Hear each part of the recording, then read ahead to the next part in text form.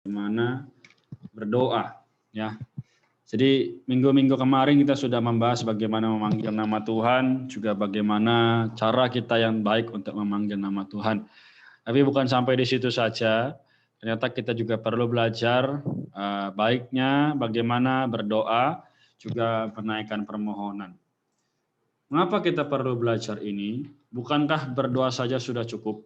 Ya, di dalam ayat Filipi pasal 4 ayat 6 di situ dikatakan, janganlah hendaknya kamu khawatir tentang apapun juga, tetapi nyatakanlah dalam segala hal keinginanmu kepada Allah dalam doa dan permohonan dengan ucapan syukur. Terlihat ya, jadi meskipun kecil di situ, tapi ada yang saya garis bawahi di dalam posternya, yaitu nyatakanlah dalam segala hal keinginanmu kepada Allah dalam doa dan permohonan. Oke, nanti bila ada pertanyaan silakan tanyakan ya. Jadi teman-teman sekalian, malam ini kita belajar satu perkara yang menjadi dasar dari kehidupan orang Kristen. Oke, kita lanjut di slide berikutnya. Faktanya adalah yang perkara yang terpenting dari kehidupan seorang bayi yang baru lahir adalah bernafas. Dan bukan hanya bayi yang baru lahir ya teman-teman, tapi juga bagaimana kita orang yang sudah bertumbuh dewasa ini, yang paling penting adalah bernafas. Kalau saya minta tolong kepada siapa saja di sini untuk menahan nafas selama 5-10 menit, ya rasanya pasti sesak ya, juga tidak bisa meluasa ya dalam hidup ini ya. Jadi orang-orang yang tahan nafas itu pasti adalah orang-orang yang kesulitan atau mereka tidak bisa bernafas dengan baik. Oke, jadi berdoa adalah pernafasan hayat rohani kita. Jadi kalau kita lihat dalam kehidupan orang Kristen sebagai ya orang yang percaya ya, kita tahu bahwa ketika berdoa itulah nafas, kemudian kita membaca Alkitab itu adalah makanan kita. Bukan sampai di situ, jadi seperti seorang bayi yang baru lahir, demikian juga pentingnya berdoa bagi orang yang percaya. Namun, kita perlu tahu bahwa hari ini doa itu seringkali diurutkan yang terakhir. Ya, entah itu orang yang berkuliah, sekolah ataupun bekerja, semua sama mengalami hal yang sama. Kita mau berdoa, ada tugas. Kita mau berdoa, ada deadline. Jadi pada malam ini kita bersyukur kita bisa belajar sama-sama ya.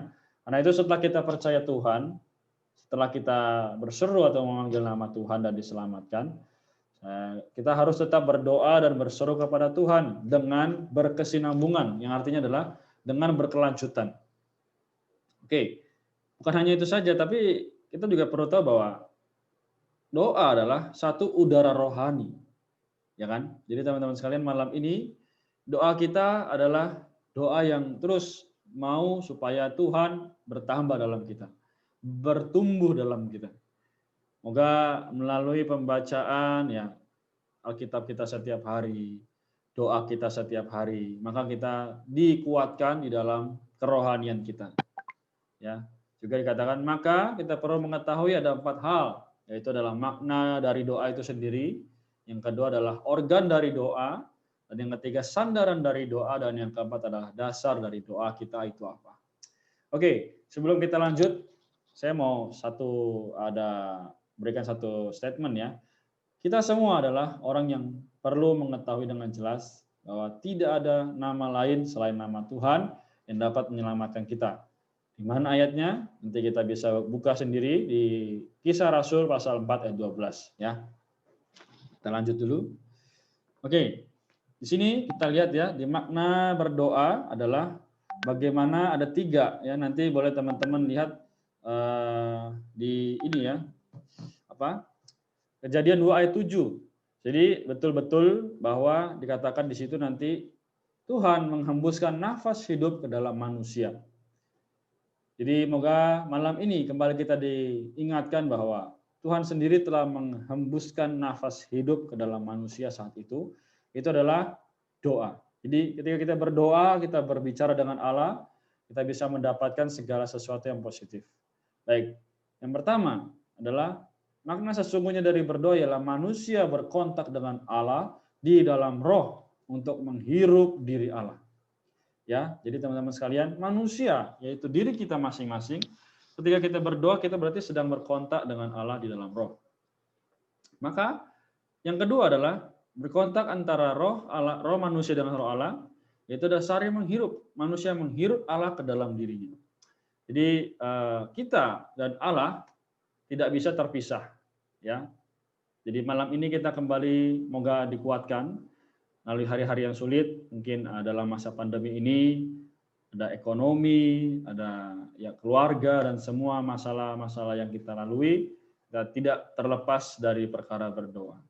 Yang ketiga, jadi berdoa juga tidak dititik beratkan kepada memohon sesuatu kepada Allah, melainkan berkontak dan menghirup Allah. Moga melalui statement ini kita kembali terus mengalami bahwa doa yang kita doakan tiap hari, tiap pagi itu tidak lewat begitu saja, tapi juga menjadi doa-doa yang terus naik sampai kita tidak bisa lagi tidak berdoa. Amin ya. Kita lanjut dulu. Kalau ada pertanyaan boleh tulis di kolom ini ya, chat ya. Oke. Yang ketiga adalah bagaimana ada 3 ayat penting yang perlu kita sadari dari malam hari ini, yaitu tidak peduli manusia melakukan apa saja, tentu memerlukan organ yang tepat, entah itu kita melihat, kita perlu mata, mendengar, kita perlu telinga, ya makan, kita perlu mulut. Nah, untuk berdoa kita juga memerlukan roh. Jadi teman-teman sekalian, pada malam ini semoga kita semua kembali dikuatkan, juga disegarkan kembali visi atau pandangan kita mengenai orang Kristen yang normal. Yang pertama adalah Yohanes pasal 4 ayat 24, di situ dikatakan, Allah itu roh dan barang siapa menyembah Dia harus menyembahnya dalam roh dan kebenaran. Oke. Kemudian yang kedua, Efesus 6 ayat 18 juga berkata, dalam segala doa dan permohonan berdoalah setiap waktu di dalam roh dan berjaga-jagalah di dalam doamu itu dengan permohonan yang tak putus-putusnya untuk segala orang kudus. Yang ketiga, Roma pasal 10 ayat yang ke-13. Semoga melalui ayat-ayat ini kita kembali menyadari bahwa memang Allah kita, Allah yang kita sembah adalah di dalam roh. Maka tidak peduli bagaimanapun kondisi belakang kita, seminggu lalu mungkin berat ya, tapi kita melihat dan mengalami bahwa ketika kita menyembah Allah, kita menyembahnya dalam roh dan kebenaran. Tidak cukup sampai di situ saja. Kemudian kita lihat yang di ayat yang Efesus, kata apa? Dalam segala doa.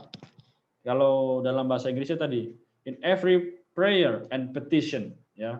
Jadi permohonan ini kita tahu adalah suatu perkara yang sangat penting, yaitu kita bermohon kepada Tuhan supaya setiap perkara yang kita lalui kita bisa lalui dengan baik. Kita lalui bersama dengan Tuhan. Namun di sini katakan berjaga-jagalah di dalam doa dengan permohonan yang tak putus-putusnya. Oke, nanti kita bahas lagi. Lalu ayat yang ketiga, barang siapa yang berseru kepada nama Tuhan akan diselamatkan. Ketika kita berdoa, biasa kita juga berseru, Tuhan, aku mau supaya Engkau mendapatkan temanku misalnya. Tuhan, aku juga mau supaya orang tuaku yang kesehatannya kurang baik bisa disembuhkan, contoh ya. Jadi kita menaikkan permohonan sambil berseru ya. Jadi ini 3 ayat penting yang mungkin bisa jadi bagaimana teman-teman nanti renungkan ya. Kemudian kita lanjutkan lagi. Di sini dikatakan bahwa roh kita adalah bagian yang paling dalam dari diri kita. 1 Tesalonika 5 ayat 23 berkata, semoga roh, jiwa dan tubuhmu terpelihara sempurna. Ya, roh, jiwa dan tubuh.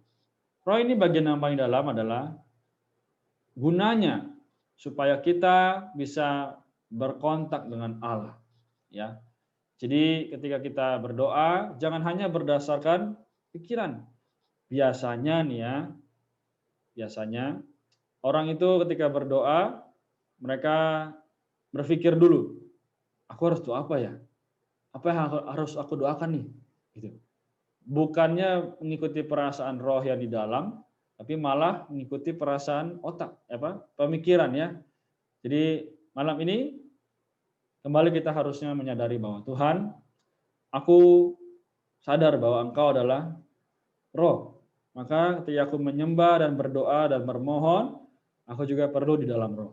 Nah, gimana caranya? Ya, caranya kita lihat, yaitu adalah ketika kita mau berdoa, kita harus mengaplikasikan darah Yesus. Ibrani pasal 10 ayat 19 berkata ya, bahwa jadi saudara-saudara, oleh darah Yesus kita sekarang penuh keberanian dapat masuk ke dalam tempat Maha Kudus.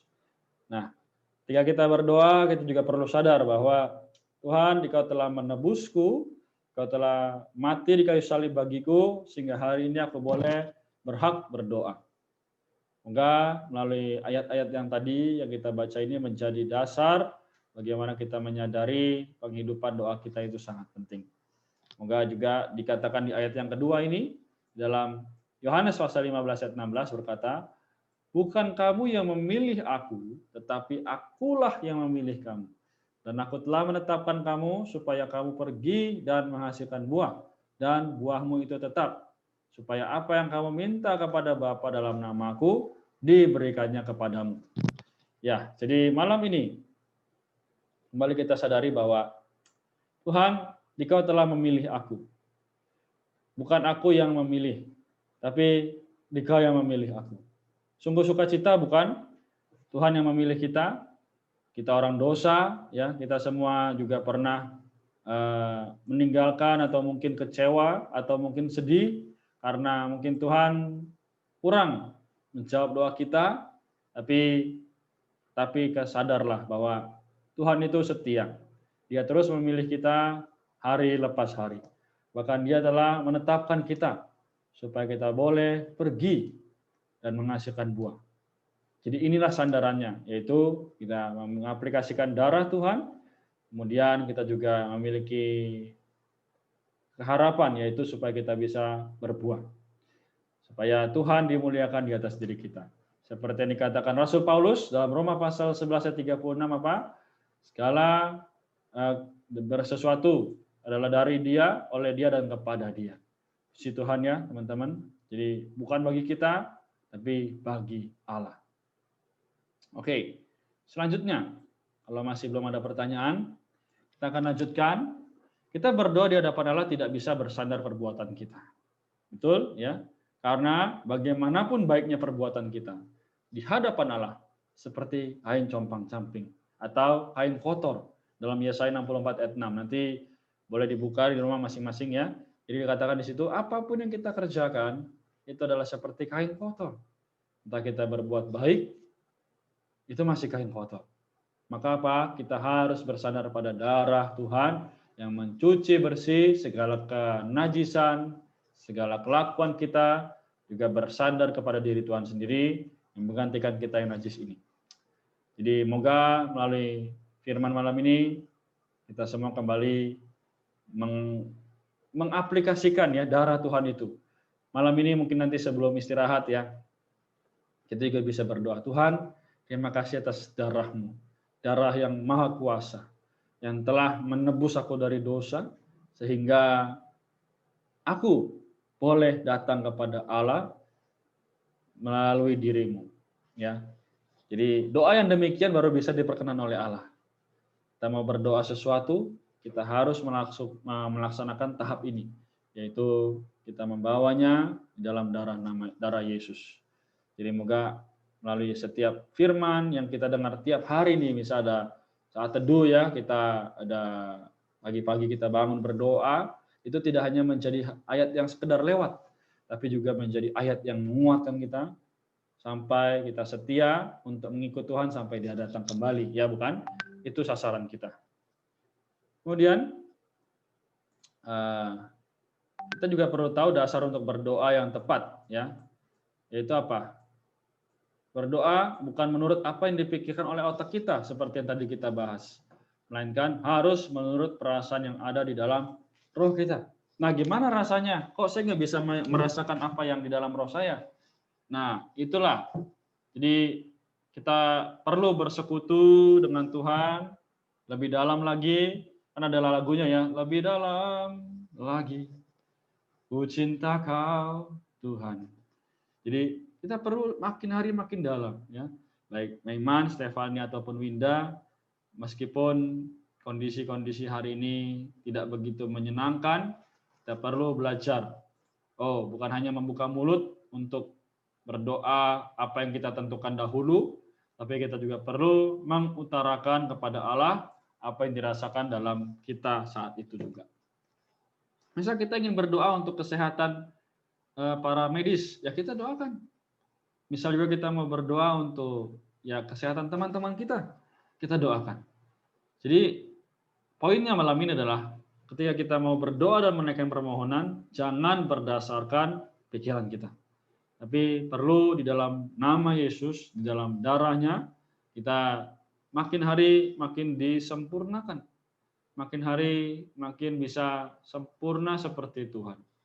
Jadi dia berdoa ya kan, seperti di Bukit Getsemani, bukan seperti apa yang aku kehendaki, tapi kalau bisa cawan pahit ini lalu daripadaku, tapi biarlah kehendakmu yang jadi. Wah, bisa nggak kita doa demikian? Nah, kalau kita bisa doa demikian, maka kita sudah memiliki cara yang tepat untuk berdoa dan menaikkan permohonan. Ya, jadi puji Tuhan atas firman malam ini, semoga kembali bisa membawa kita terus maju di dalam pertumbuhan rohani. Ya. Lalu kita harus rela untuk apa? Ada dua hal nih ya. Yang pertama adalah berdoa dengan tidak putus. Contoh, saya memiliki satu kedambaan yaitu supaya Tuhan ini menjawab doa saya. Misal doa saya ini supaya kehidupan saya lancar, kehidupan saya baik, supaya bisa melayani Tuhan.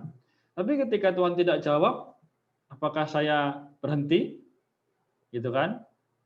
Tidak, teman-teman. Tapi saya berdoa, saya terus melakukannya dengan tidak putus-putusnya. Semoga melalui malam ini juga, misal Maiman, Stefani, atau Winda ada doa yang dinaikkan tapi belum dijawab, teruslah belajar untuk berdoa. Ya kan? Seperti Efesus 6:18 tadi, berdoa dan berjaga-jaga dengan tidak putus-putusnya. Yang kedua adalah mengutamakan Tuhan dalam setiap perkara. Jadi kita misal mau mengupdate sesuatu ya, update status atau apapun, kita dahulukan Tuhan dulu. Firman yang mana yang bisa aku bagikan? Firman yang seperti apa yang aku boleh kuatkan temanku? Nah, jadi dalam kehidupan sehari-hari sangat mudah mengaplikasikannya. Misal hari ini kita baca Alkitab ya. Misal hari ini kita juga berdoa lalu Tuhan menjamah kita untuk memberikan satu firman kepada teman-teman kita. Nah, disitulah kita bisa menjadi orang-orang yang berguna atau bekerja sama dengan Allah.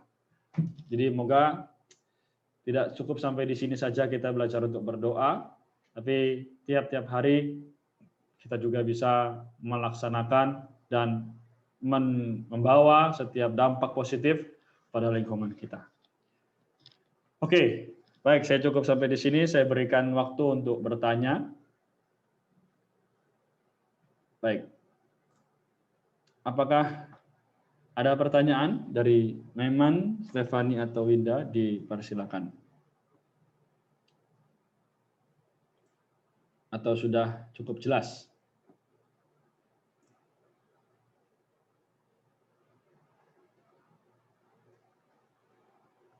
Baik. Amin. Sudah cukup jelas. Baik, terima kasih. Kalau begitu, saya cuma mau kasih satu dorongan bagi Maiman, Winda, dan Stefani. Oh, Winda mau bertanya? Enggak kok. Oh, enggak. Baik. Saya mau kasih dorongan. Lumayan ngerti. Oh, lumayan ngerti. Amin. Amin ya. Saya mau kasih dorongan saja. Jadi, semoga dalam penghidupan sehari-hari jangan lagi menjadi orang yang takut untuk berdoa ya. Tapi ketika berdoa boleh dengan suara ya.